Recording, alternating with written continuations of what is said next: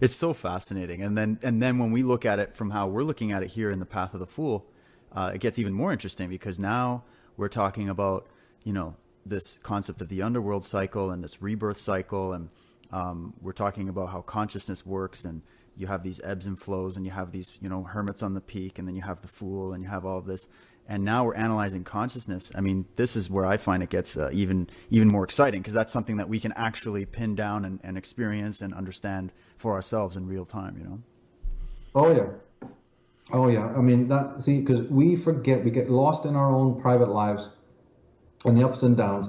The tarot is reminding us of the mythic journey that no matter what age you live in, no matter what era, no matter in what kind of dominion is ruling you, what kind of tyranny, this mythic cycle occurs. So you can either then ignore it, or you can get in touch with it. And then if you want to get in touch with it, you go, well, what is it? So the Zodiac says, there's 12 stages. The different cults say, no, there's 4 or 12. The tarot says, hey, there's 22, Yeah, well, that's right. So let's look at it. So when you break it down, you discover the tarot is specifically good because it's the Western magical tradition. It works with the Western consciousness. There are analogs of it elsewhere, but for the Western mind, the tarot is the Emerald Tablets of Hermes.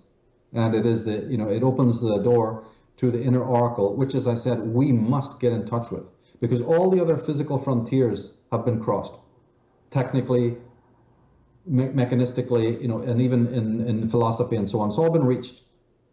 So it's the inner temple that still requires, penetrating, so to speak. It's the inner voices.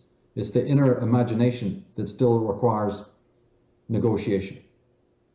You had an interesting note here, Michael, talking about time, the nature of time, and that being actually a process of spirit coming into self-realization. So maybe we can continue on that point, because I think it fits into what you're saying there.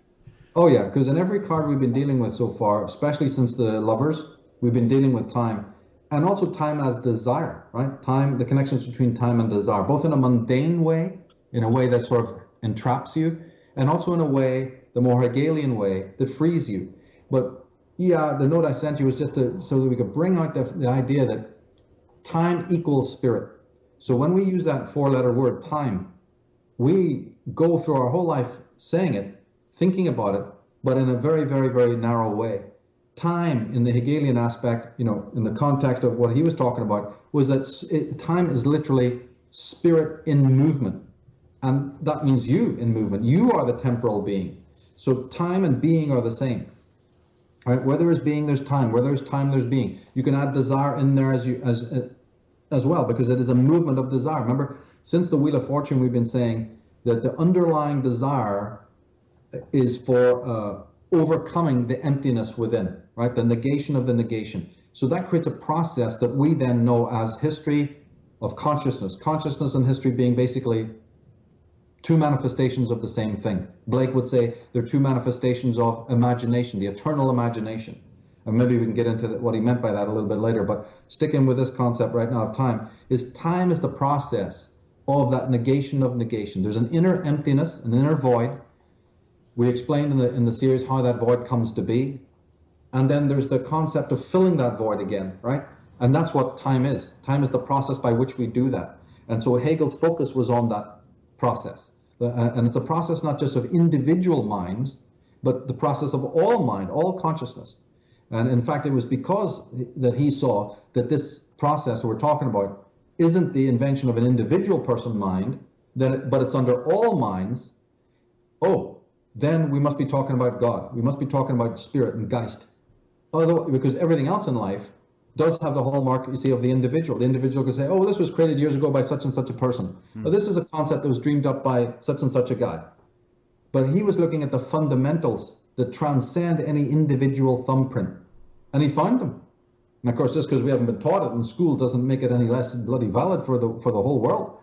Hegel and Schelling discovered what the ontological roots, the fundamental mechanisms, they prefer to call it like logic was Hegel's term, in other words, the structure of consciousness itself, what consciousness is and what consciousness does. And so their work was immediately taboo, because this is the anatomy of God, this is the anatomy of being, This is the anatomy of what man is, Adam Kadmon. That you are the temporal being, and what you know as time is just a limited version of the lower will, the lower desire, trying to move forward to overcome the gratification. Like in cards 6 and 7, we talked about this. Our interactions with our primal parents, mother, father, creates this delay or this pause between what we want and then getting what we want. And so time for us then on the most mundane level is clock time. Ontic time is another word for it, in which we just are continually moving towards fulfilling base desires. And that's fine. That's one level of it. But then it's wrong when we associate what time is only in that context. Whereas, I wanted that and I'm still moving to get it. I mean, okay, that's it. And it just because everybody in the world operates on that level, that's all we need to know about time then? Hegel was just going ballistic about that. Oh, are you people crazy? Have you ever conceived of what this thing is in a bigger way? This thing permeates the universe. This is an attribute of God. When you know what God is, unlike what the religious people are presenting. So that's why it's very important that when we say, the word time, we understand that it is a vast movement of which we are a part. We're capable of understanding that whole process. This is Hegel's great genius, his optimism, that man can step back, notice these, not only the fundamentals of his consciousness, but he can step back and review even the whole process before he was born and as it moves into the future. And then once he's aware of this, he helps then to change his own life, right? He spiritualizes his own self. And he also helps to create a more healthy culture that does the same thing.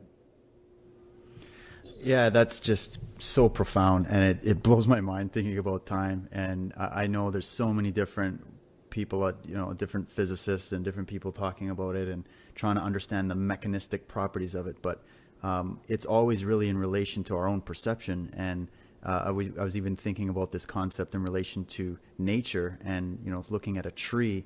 A tree is growing and living on a totally different timeline than, say, a human being, just because the tree is here for a longer duration. And for us, when we look at a tree, it looks, like it's just standing there fixed. It's not moving. We can't really always see that it's growing or whatever, because it's just on a different time frame than we are, and our minds operate here in the world. But it is on its own growth and period of time. And so when you understand that, and then take into account what we were talking about before about Schelling's quote regarding the nature of spirit, and spirit, being a manifestation of nature and all of that, it really ties the whole thing of spirit, nature, and time all together. Mm-hmm. And that was just something that kind of blew me away. And see, to the butterfly, we would have an eternal life. So yeah. So the whole thing is perspectival, right? But time exists whether it is for the butterfly in just fleeting of a day or a fly, and then we have a little longer, measure, and then, the trees and the mountains have longer, and the universe, etc. But time is the reality there. And as you say, a lot of these materialist scientist types are desperately looking for what time is. They've actually been told what it is, but they refuse to accept it. They keep on looking for its origins in some other way, and just keep up coming up, bankrupt. And we don't even need to be worried about what they're going to say. Heidegger's already explained one facet of it. Hegel has certainly got it. Basically, it's not just desire. Underneath the desire at the most primitive level is the restlessness, right? So when you start looking at the ontological roots of consciousness, you not only find desire there and you find time there, but Hegel said you also find restlessness. Now, in the justice card, I picked that up briefly when we were looking at the Hebrew letter lamed, which is a goad, like the pharaoh holds the whip. Right, yeah. Well, they were holding that because, again, these ancients knew what we don't know today. There's a fundamental restlessness at the core of being, a fire that burns, right?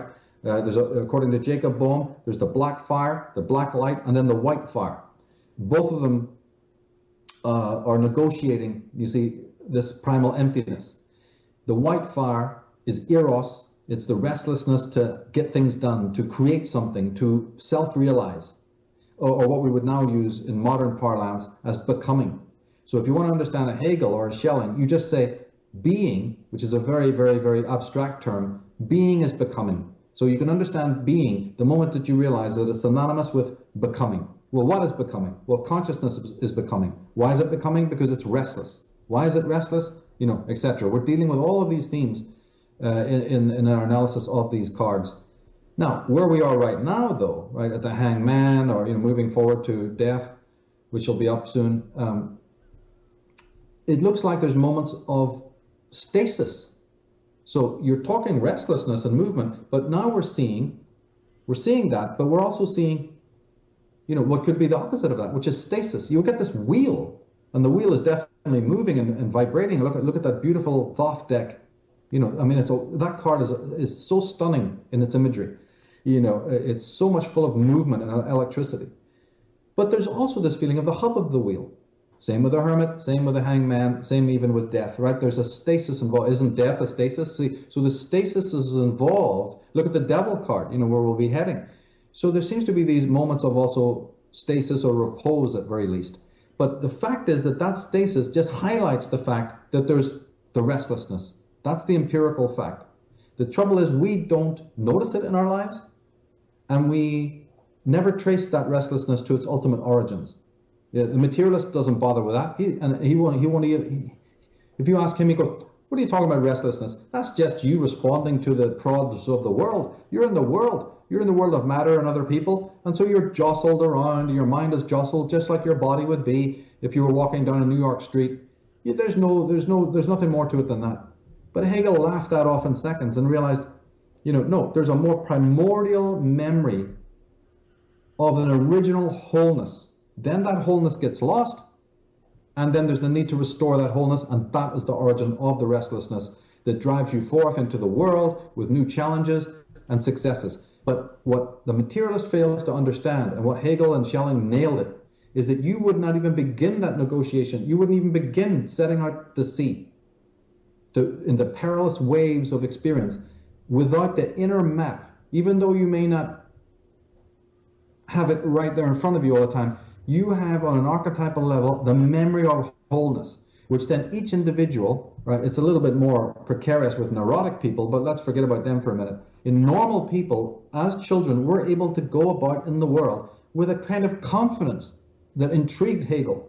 He says when you look at children, they don't seem to have any apprehension, like Immanuel Kant was trying to say, that there's this wall between you and the world, and deep down inside you know that you don't know things as they really are, thereby unearthing the trust in your own consciousness and the trust in your own mind.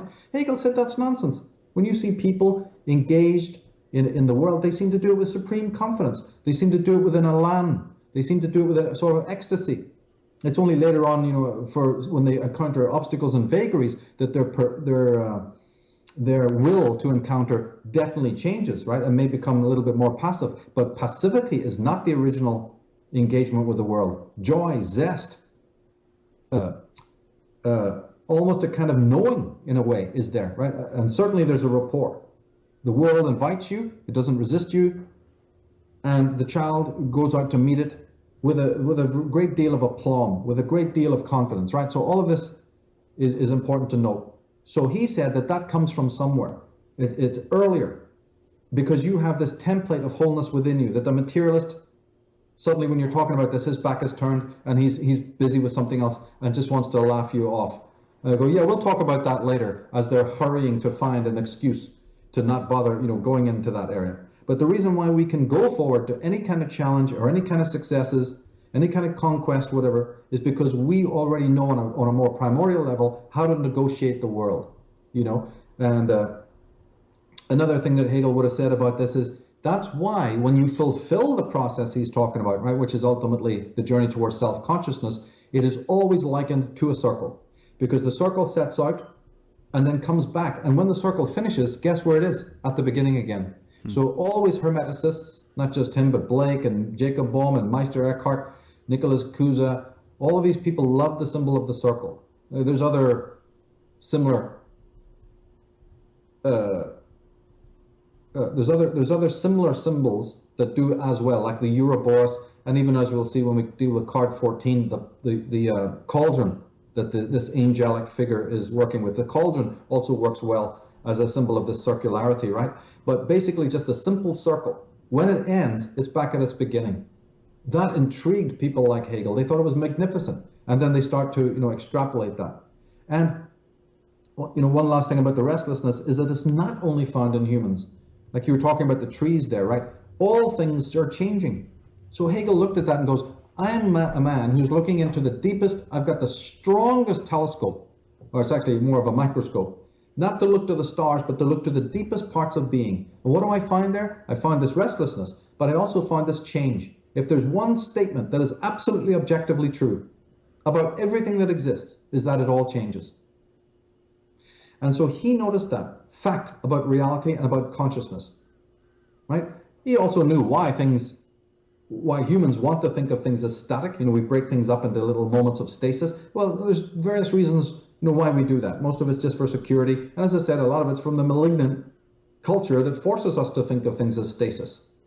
But he says, when you go out there and jettison all of that bullshit from the culture and look at life directly, the rain, the water, you are enamored by it because it's all movement. It's all a state of becoming. You are in an act of becoming within. And the sentences into which you're plugged, that's the world, they're changing as well. And there's a tremendous dance going on, right? Therefore, there's a rapport, but only the mystic feels that rapport, only the poet, which is why Heidegger signed off in philosophy, said philosophy has nothing more to tell us. Head over there where the artists are and the poets and the musicians mate, because you need to cultivate that rapport. Do the dance, walk through the forest, see how alive it is. And many other philosophers have done the same thing, even in his own way. Hegel said that philosophy has nothing more to give us. Go back to the artists. Incredible part of his work also was the same. It's a very, very profound discoveries here. And since it is an act of becoming, and since it is not static, then that is the thing to focus on, the process. So Hegel was one of the first, what they call technically, a process philosopher. Like Alfred North Whitehead was a more modern take on that, basing his work largely on Schelling, actually. Right. But Schelling, Hegel, and then Whitehead, these were the great, process theologists and philosophers who said it's all a process. Once you understand it, you're completely transformed. Once you understand it consciously, that is what is going on between you and the world, you and nature, well, then you can't have time for any of these materialists and their preposterous ideas. In fact, they walked right into it themselves. These bloody materialists found out when they're looking at the quantum universe, this is their terms, by the way, there is actually no such thing, but even when they look at, when they tried to do their job, when they took their roads and their avenues to probe into what they think is the roots, the atomic roots of reality, what do they find? A process. Well, welcome to the show. Yeah. Oh, yeah. It's in physics, papers are flying. The system has been rocked by earthquakes, and they're pretending everything's just fine, nothing's changed, as they continue teaching this preposterous Einsteinian and Newtonian rubbish, right? And even there's what looks like a change for them, which is going into quantum science. It's really a bankrupt. What they're doing is they're trying to half answer or half meet the great whiteheads, try to do justice, but they're so pathetic at it. So their quantum science is a sort of compromise between the real science, which they resist to grim death, but they can't also continue speaking in Newtonian terms, or even Einsteinian terms, actually. The sea change has already happened, many decades ago. So there's a tremendous meltdown in science. And until there's something more Hegelian, something much more Schellingian, well, watch out. We're going to still be in this gray area before the status quo can get its mind around some of these concepts. Would you say that there has been some valuable contribution from the side of materialist science, in the sense that, if we looked at it from a much more balanced perspective of, okay, well, we know that they're just kind of barking up only one tree, and it's a kind of a one-sided discussion, and they can kind of have the power in the academic world. There's been some value in the end of analyzing things from a material sense, so that we could come back to this knowledge again and say, oh, okay, well, I guess it's not just that. It's a combination of this process of movement and these deeper, spiritual aspects, as well as the physical material realm. I mean, we can look at things under a microscope. We can see certain things. We can use math for building our structure or whatever. But then there's the deeper side as well, that's saying, well, there's the geometry embedded in nature. There's the geometry embedded in your body. There's so there's a deeper element there. would you say that we should throw everything out and re-script it, or has there been any value coming from the materialist side?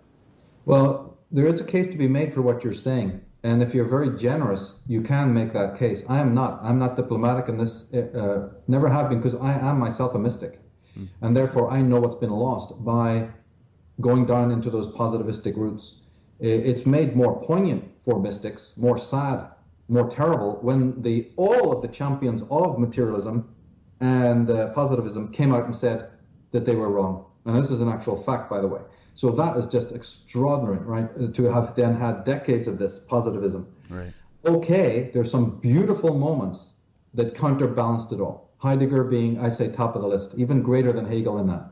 Because what he returned us to, he wouldn't call mysticism, but there's no question that it is a restoration of something deeply, deeply profound that in its own way may even transcend what previous mystics have done. Because remember, mystics are also guilty of leading us up the garden path in their own way by being too abstract, too involved in super sensible worlds, too involved in a God that's remote. And basically, as we moved on into ontotheology, and finally we're in religion, and all of that is just totally to be thrown out, in my opinion. So yeah, there's the mystical way, but the mystical way has had its faults as well for 2,000 years. Then we have the positivists. There's definitely some good stuff in there. There's the love of common sense, especially if you're talking about the philosopher G.E. Moore, who was a positivist and a materialist. But he brought us back to common sense and the beauty and the luxury, and the necessity of common sense. There's some good aspects also about what Bertrand Russell and these people were doing. But as a bona fide mystic myself, you see, I'm just too conscious of what was lost.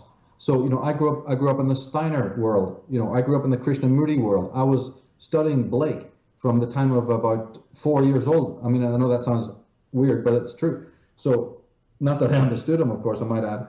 But anyway, these were the things in my life. So I was always then, how could a person who's reading Blake from 4 and 5 years of age then go into a school in Ireland? I mean, that was a torturous process. How can a person who's already sort of, even on a primitive level, familiar with Wordsworth, and as I said, Blake and Schelling and Rabindranath Tagore and so many other mystical people from, before I even reached the age of 11, these were all people that were in my life, and a lot of artists to boot. How could you then take that child and stick him, as my parents stupidly did, into a state school? And then from there on to other state apparatuses, it's unbelievably difficult and painful and disconcerting. And so when you see that then all your fellows in the world, they're experiencing this as well, then you see the tragedy of it.